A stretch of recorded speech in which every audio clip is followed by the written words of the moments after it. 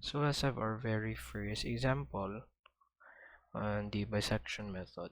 So yeah, we have an equation here. Determine the roots of the function of x, which is equal to x cubed minus 2x squared minus 3x plus 4, in between x is equal to 2 and x is equal to 4.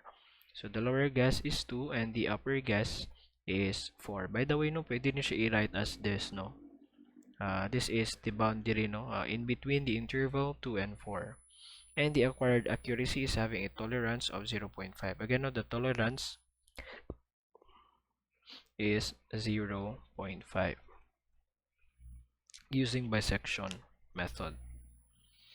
So again, we have the lower guess and the upper guess. So we are going to check the lower guess, no?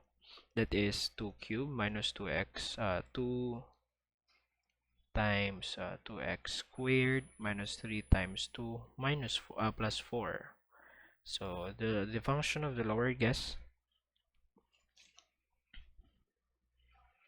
is negative 2,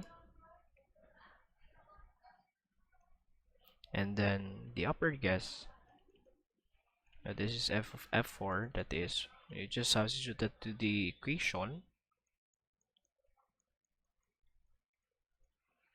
is equal to 24. So di na nimo siya kinahanglan i-multiply, no, tanawon pa lang nimo diha nga we have the negative times the positive. Of course, the result will be less than 0. Since it is less than 0, therefore a root exists between the interval 2 and 4. So muna siya yung pasabot.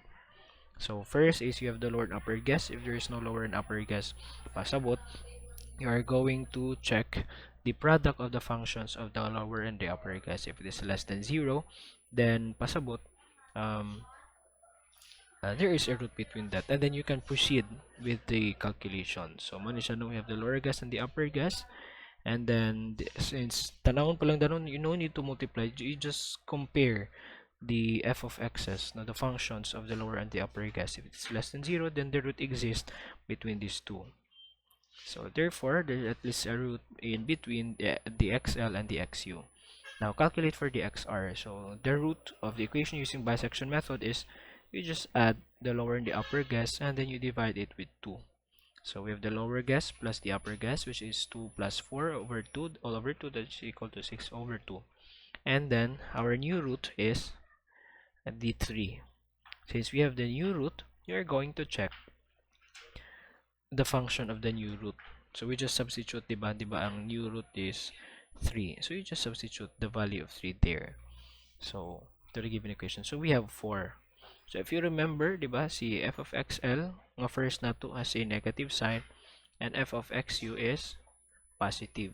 Since the root nga calculated na to is positive, therefore, ato ang lower nga kuan, will retain the lower guess of 2, but the upper guess is si xr now, which is equal to 3. So, sa ato pa, no, na may change of sign with the lower and the upper guess, so we retain the xl 2, and then the new upper guess will be the 3, calculated 3. So you determine the accuracy, the new root, no, since you have the lower guess and the upper guess, you just add those intervals, and then you divide it with 2, and then we have again our new root.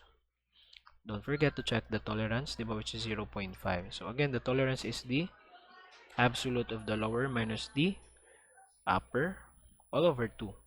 Since you have already reached the tolerance, therefore atong root then nga ginapangita, approximated root, no, for this problem is 2.5. Though we know 2.5 is not the correct answer, but we have already reached the tolerance, then therefore we are going to stop our iteration at this point.